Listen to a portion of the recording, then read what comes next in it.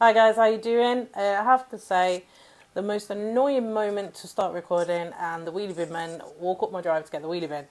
Which brings me to why I hate Fridays. So most people love a Friday because it's the day they finish from work and whatever else. Friday for me, piece of shit. Because I have to then stay on the road rather than any of the paths. Because as you know, to get your wheelie bin emptied, you need to put it out onto the path, which nobody seems to think, oh, wouldn't that stop all the wheelchairs getting pie?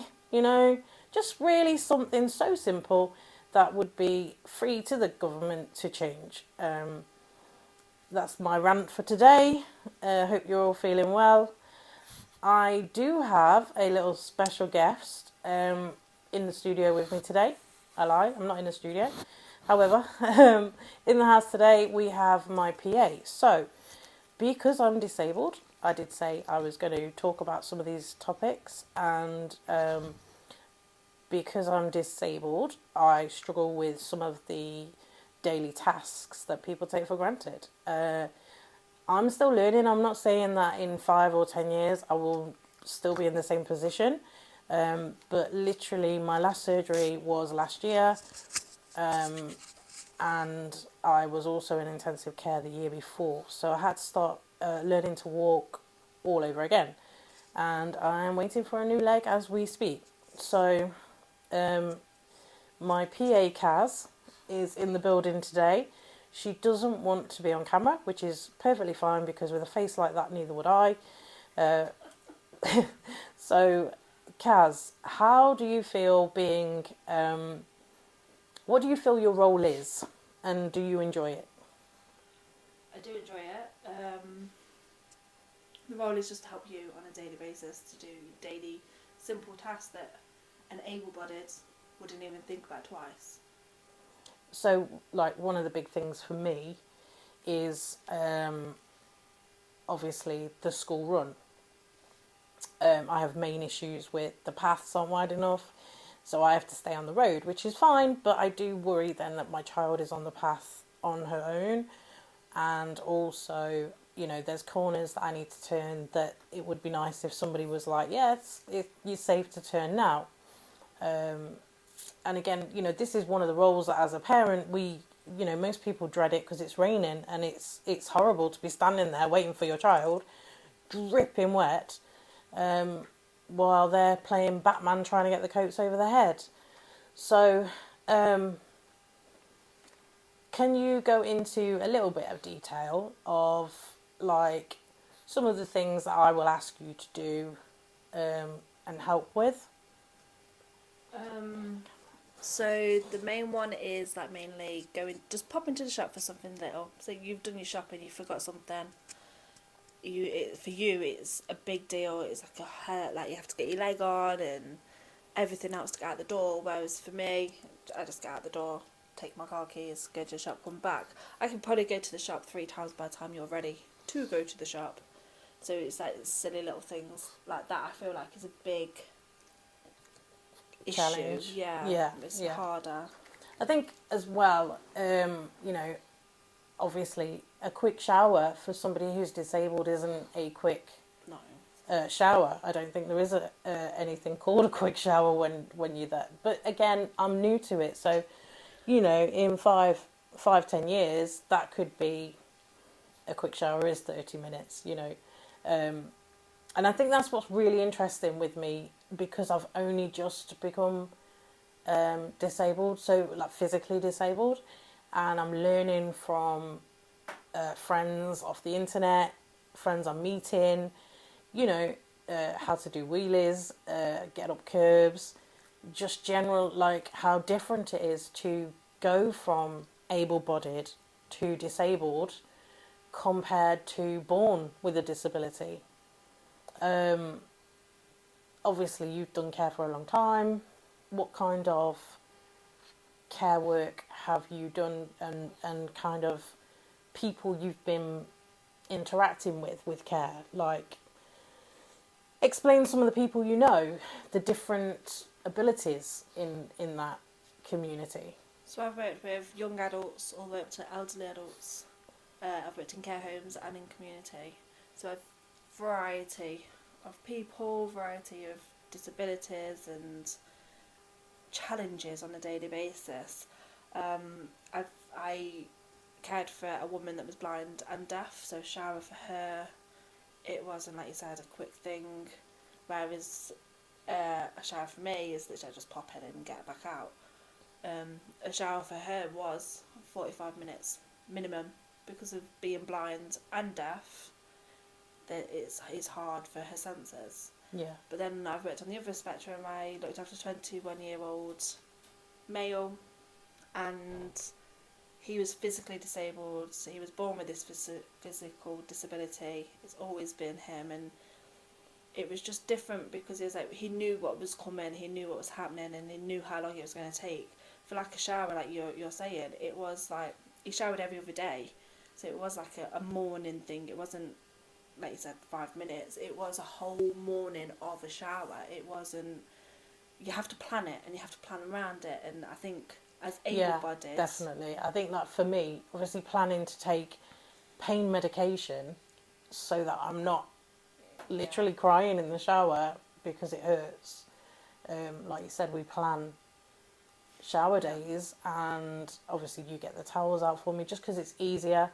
There are, I can get them, but it's like, how much do you want to knacker yourself out for the day to get ready? And usually, we're going out, we're going to the park, ball pit, whatever, because I have a child, and we want to have a fun day. If I then get the towels out, get the clothes out, get ready, have a shower, put on my leg, by then I am exhausted. The idea of then going to a ball pit is horrendous, and I know I'm going to go and sit there, but then that moment is tainted slightly for my daughter. She knows how hard it is, so she stopped asking to go, whereas I want it to be fun. So you have to take your shoes off to go in a ball pit, for those that have never been. So it's a big play area full of balls. Have to take your shoes off. You have to be wearing socks. And then you can go and have the best time ever, climbing through things, going down slides. And with one leg, it is extremely hard. However, still doable. But I do find it very funny when you get to the part where you take your legs off, and I take one leg off and then a shoe. And all the children are like, whoa, and you've just got this leg sat at the table on its own while I'm pounding around. It is quite funny. And I think for me, I do use a lot of comedy to deflect issues. One, because, life with a disability isn't all boring. It isn't all doom and gloom. There's ups and downs, like life. That's just life. But there is times where you cry because you're in pain, or things are going wrong. People treat you shitly sometimes. And it's not even about, like, what people have... I mean, a one-off comment can be ignored, but when it's quite a lot of comments, and then, you do tend to take it on, and then you do feel hurt by it. You can't, that's just the human race. That's not disability or abled or non-abled people. That's just people. So I do... Sorry if you hear snoring, that's my dog, not Kaz. Although I do tend to bore her to death. Mainly when I send her to the chemist and you're there for like 7 days, because they're so well prepared. It does make me laugh. I'll get text messages like, I'm not dead, I'm just at the chemist. And the funny thing is, I don't know exactly what she means. So again, like, trips to the chemist, it's not something I can't do, but if, like I say, like Kaz is there at the chemist picking up my prescription, which can take half an hour for her, could take me an hour to get ready, then half an hour of sitting and waiting in pain, and then coming back, that's 2 hours of my day wasted just to get medication that usually then isn't ready. But if you're not driving, and if you're driving, then how they park around there, you can't physically get past in your wheelchair, so you would have to have your leg on. You have to walk because you're not getting past. Because they park so stupid around there. And I think this is another thing. Since working with me, I know you've said how you watch. You know, you've noticed a lot more. The whole ability, you know, like access. So I noticed more access-wise. I went out with my children the other day, and the first thing I thought was, oh well, a disabled person can't get in here because there's it's a little lip. For me, it's just a little bit of a lip. Just make sure I'm going to trip up it because that's me. But for you in a wheelchair, you're not getting up this little lip. It's the tiniest little lip. Makes a big difference. Yeah, you're now struggling to get through, and like when we went up to like the main area, everywhere's tight. Like all the tables are close together, and it's like you can't get a wheelchair through. You wouldn't be able to get a pushchair through, let alone a wheelchair, or even if you're walking on your sticks, because when you're walking with your sticks, obviously your sticks are going to knock down the chairs. Yeah, I think I should explain. That's going to be on. I just asked her to put the mic a bit closer. My wheelie bin gets washed every week as well, and that's not because I'm posh or anything like that. That's because I'm incontinent, and I get very paranoid. Even though we wrap the contents in bags and bags and bags, I have bladder incontinence, and I don't want my bin to smell. So I pay for it to be cleaned out. It's not a luxury, it's just, you know, I've got a dog, I'm picking up dog poo, I've got nappies, and I don't want it to smell. You know, I'm a normal person that has issues with certain things, and that's one of them that I don't like. So, you know, if you had to swap places with me, and you know, you were the one in the wheelchair, how do you think, or what would you want things to change? What would you want to change in society? Like watching things with me that I struggle with, etc. If you were to be in my shoes, what would you want people to know and change? Definitely that access, because when we go out, and obviously it's difficult, that we have to plan our whole route, like a whole walking route, because we know that we can't go this way because there's steps, but that way there's that, and it's longer. It's a lot longer, especially when it's raining and cold, and I'm cold and wet, and you're cold and wet, and now we've got to go an extra 5 minutes out of our way just to get past that. I think that'd be the main one. But also appointments. You have like an appointment a day. Why can't we just do one whole day of an appointment? So why can't all the like different places work together and say, right, I've got an appointment here at 11. I'm going to be here for an hour, and they'll go, okay, so come to this part at 1 or at 12:30, so you can get it mainly done, instead of, oh well, okay, if you've got that appointment today, we'll book your appointment for next day, and Yeah.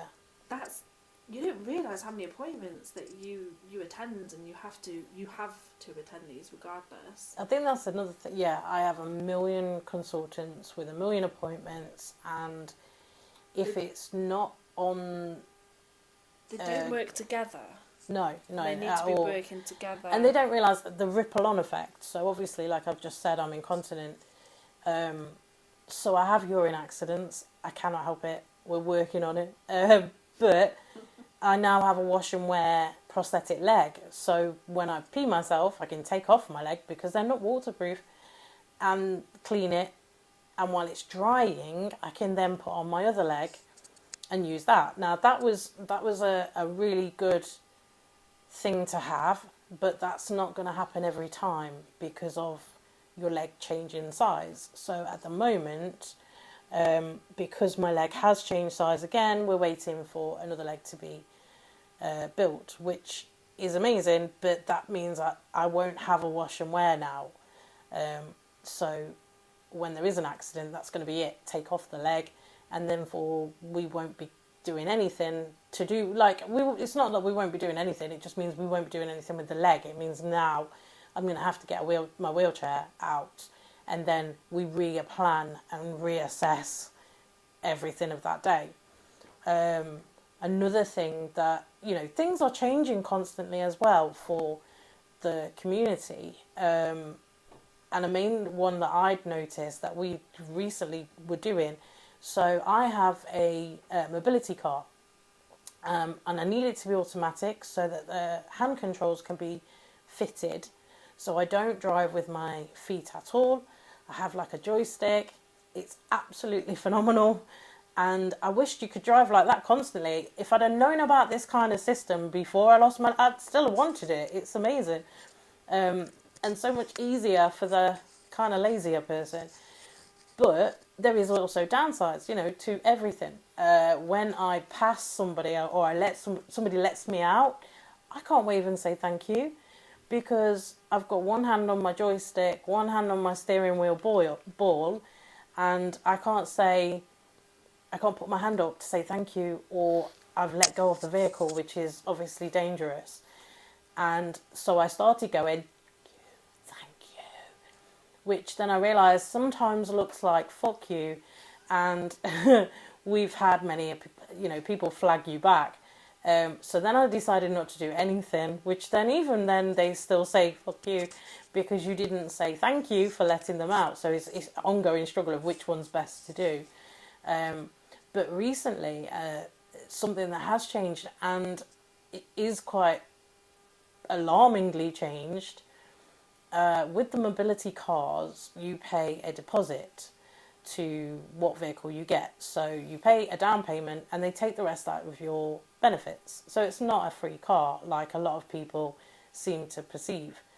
One of the things I noticed was if you are getting an automatic, the down payment is already higher than the manual, which is a bit stupid really, because I thought it was for disabled people, the scheme, and most that I know that are in a wheelchair, and I'm not saying all disability, I don't want to offend anybody, but it seems the more disabled you are, the more adaptations you need, the more it's going to cost.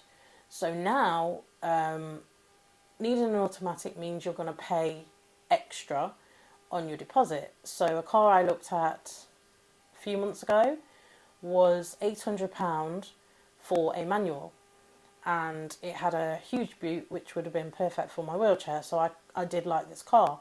I then looked at the automatic price, which was £2,800, just to have it in an automatic. Now on top of that, you pay towards your adaptations, whereas before you didn't. So they've changed the scheme, so now you have to pay towards what adaptations you need. So for me, the steering stalk was an extra £160, with the stick on to change to use as an indicator was £10. A quick release ball was something like £50. So a car that would have cost me £800 has now cost me £2,800 and something, with the adaptations I needed, because we've also had to add a few other bits and bobs. Now I did not go for the top spec car. It's not that I went for the flashiest, I'm paying extra because it has amazing trim, or it has extra lights, or extra sound quality, or whatever added bonuses you can get. I didn't have that. I had the basic automatic, the cheapest. But being disabled, you add on prices. Whereas mobility was about getting disabled people back out. Now, if I had a job where I had to drive to work every day, and I didn't have my parents have bought that for me for my birthday, I don't know how I would carry on actually working, and I probably would have to give up the car, which would mean then giving up the job, and again making more disabled people less independent, which is not the idea of any of it, really. And I do feel very strongly about disability rights and the community, and change the damn wheelie bin. Just leave the wheelie bins alone. Put them at the end of your drive. And I know this is not people's fault. This is the government's fault for telling them, the council's fault for saying it has to be on the path or the wheelie bin men won't take it. But if we just put it at the end of the drive, not on the path, think about it. Wheelchairs can get past. Just something small like that. I mean, we can't stop the dickheads that park across the path as it is and over the drop curb. I mean, seriously, there's so many things that you could just rant about and you're not going to get anywhere. But, the wheelie bins, that's a free something that the government could change. It's not going to cost anything, and it would just cheer up all us disabled people that then wouldn't go and get a YouTube channel so they could rant. Anyway, Kaz, thank you so much for letting me bore you and making you join me. I'm making you like and subscribe. I did say to her, I am a HR manager now because I employ her myself. So I'm CQC of my own, made up company. And as part of HR, I have said, if you do not like and share and watch and everything and help video and join in, it's a disciplinary procedure. So she can't do anything about it. Although I am thinking to get more subscribers, I'm going to have to start taking on more care staff and then sacking them once they've subscribed, so that then I can get more subscribers. And I need carers with big families, please. Really big families. Like, if you've got a family of like 30, 40, I'm going to hire you and I'm not even going to ask for a CV. Just because I'm desperate for love. Sorry, she's wetting herself over here. And that's usually me that does that. But I did that earlier. So, We're taking turns. Yeah, we'll take it in turns. Anyway, see you on the flip side. Thanks for letting me bore you to death with my You Couldn't Write It. And next week, we are going to talk about how I lost my leg. Literally, went to bed. Don't know where I put it. Not a clue. Someone's going to have to help me.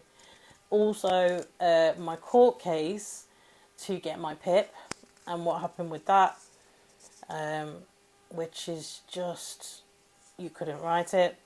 And then also how COVID had a positive effect, because I know we've all lost people to COVID, and we have, and I nearly lost some very good friends, and I lost friends as well who unfortunately COVID did not agree with.